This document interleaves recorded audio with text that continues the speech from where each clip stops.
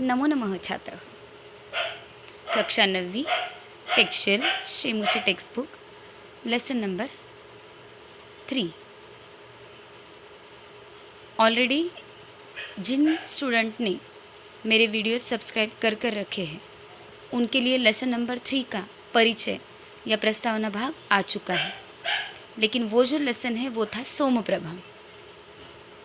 वो previous syllabus में latest syllabus revise syllabus 2020 में लेसन नंबर 3 यह आया है। तृतीय पाठः गोदोहनम।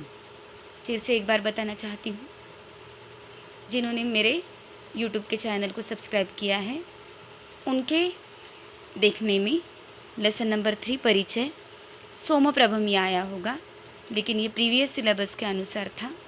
लेटेस्ट 2020 रिवाइज सिलेबस के अनुसार तृतीय पाठः गोदहनम ये होना चाहिए। तो शेमूची टेक्स्ट बुक में किसी की टेक्स्ट बुक में ये लेसन होगा, शायद किसी की टेक्स्ट बुक में ये लेसन नहीं होगा। तो लेसन नंबर 3 की प्लेस पर अनुक्रमणिका इंडेक्स पेज पर आपको कर लेना है गोदोहनम। लेसन नंबर 3 सोमप्रभम के प्लेस पर गोदोहनम। ऐसे भी सोमप्रभम ये लेसन आपको सिर्फ टीचिंग लर्निंग के लिए था, एग्ज़ाम के लिए नहीं था, लेकिन ये गोदोहनम ये लेसन एग्ज़ाम के लिए भी है, टीचिंग लर्निंग के लिए भी है।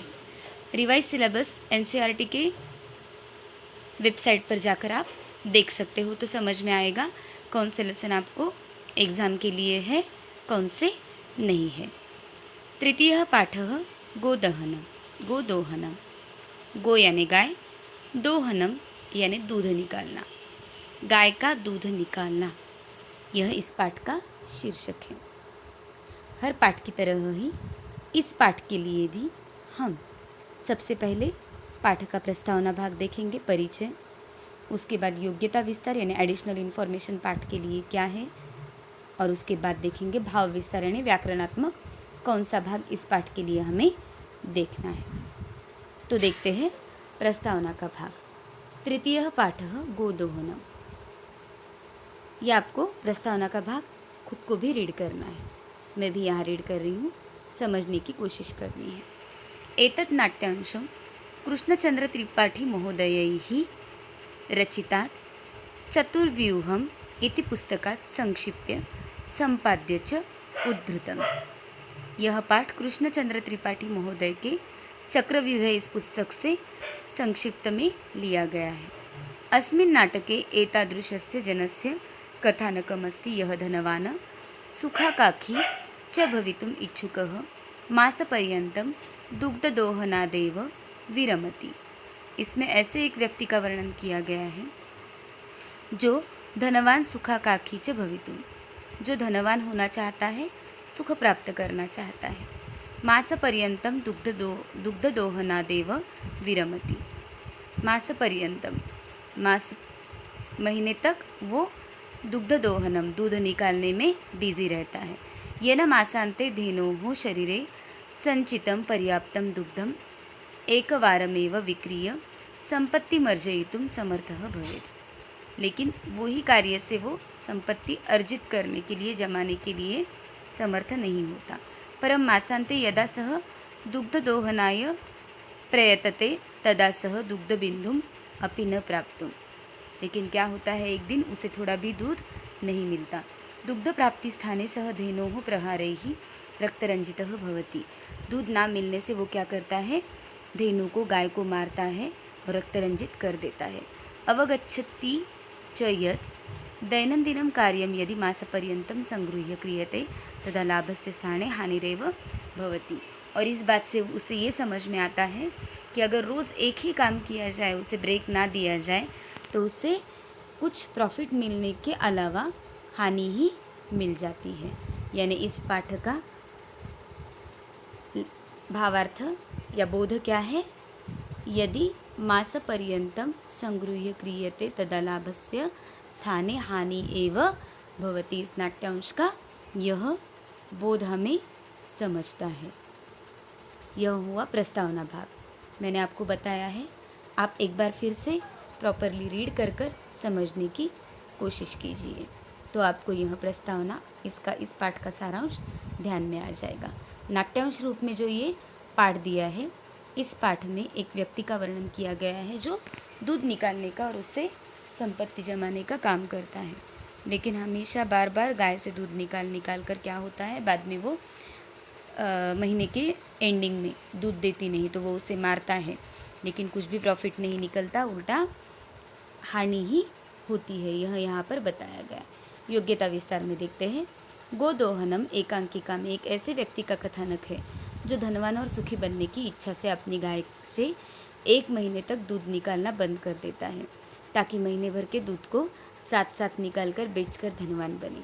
इस प्रकार 1 मास पश्चात जब वह गाय को दुहाने का प्रयास करता है, तब अत्यधिक दूध का तो कहना ही क्या, उसे दूध की एक बूंद भी नहीं मिलती। एक साथ दूध के स्थान पर उसे मिलते हैं गाय के पैरों से प्रहार, जिससे आहत और रक्त रंजित होने पर वह ज़मीन पर गिर पड़ता है। इस घटना से वहाँ उपस्थित सभी यह समझ जाते हैं कि यथा समय किया हुआ कार्य कभी भी फलदायी होता है। यह है इस पाठ का बोध कि एक साथ ही अगर कुछ पाने की इच्छा रखते हैं तो लाभ ना होकर हानि ही हो जाती है। इस व्यक्ति के माध्यम से हमें यह बात समझाने की कोशिश इस लेखक ने की है।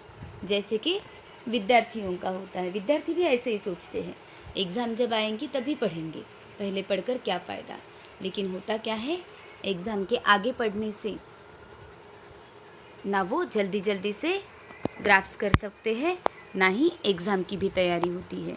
इसलिए जिस समय जो पाठ हुआ है उसी समय उस पाठ का पठन, लेखन, उसका सारा कार्य किया जाए तो एग्ज़ाम के वक्त सिर्फ पुनर्पठन यानी सिर्फ रिवीजन कर कर उस परीक्षा की तैयारी अच्छी तरह से हो सकती है।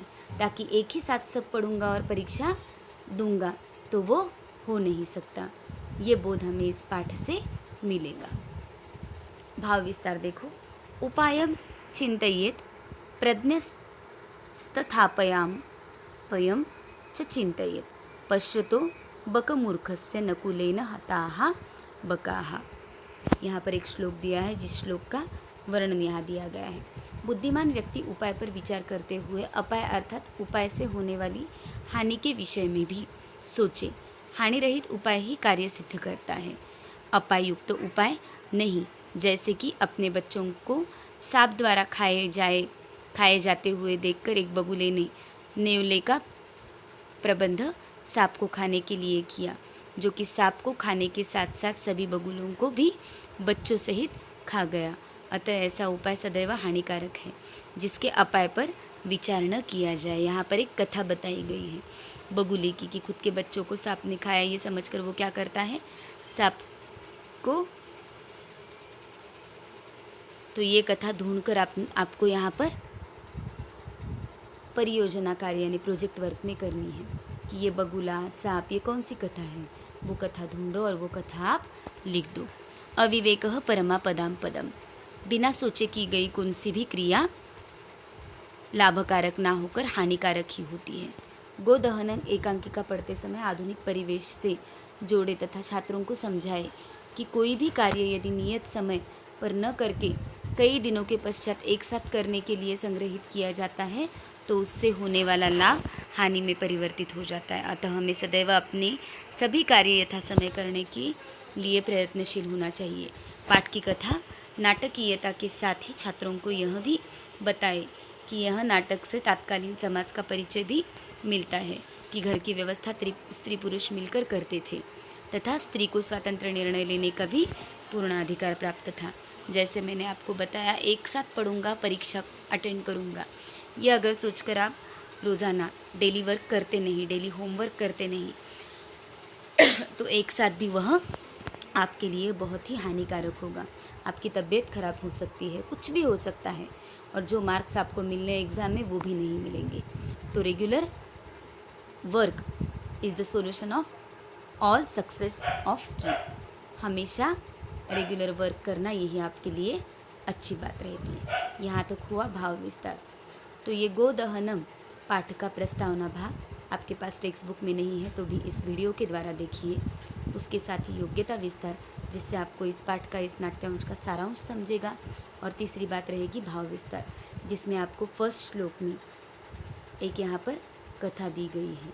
यह कथा आपको ढूंढकर परियोजना कार्य यानी प्रोजेक्ट वर्क लेसन के स्टार्टिंग में ही आपको लिखनी है। और दूसरी बात ये समझ कर लेना है कि इस पाठ से अविवेकः परमापदम यह बोध होता है। परियोजना कार्य में यह स्टोरी समझ कर लिखोगे और उसके बाद इस पाठ के शब्दार्थ जो है वो शब्दार्थ आपको लिखने हैं। तो यहाँ पर यह तृतीयः पाठः गोदोहनम इसका परिचय हो चुका है। अगली तासिका से यह पाठ हम शुरू कर देंगे। धन्यवाद।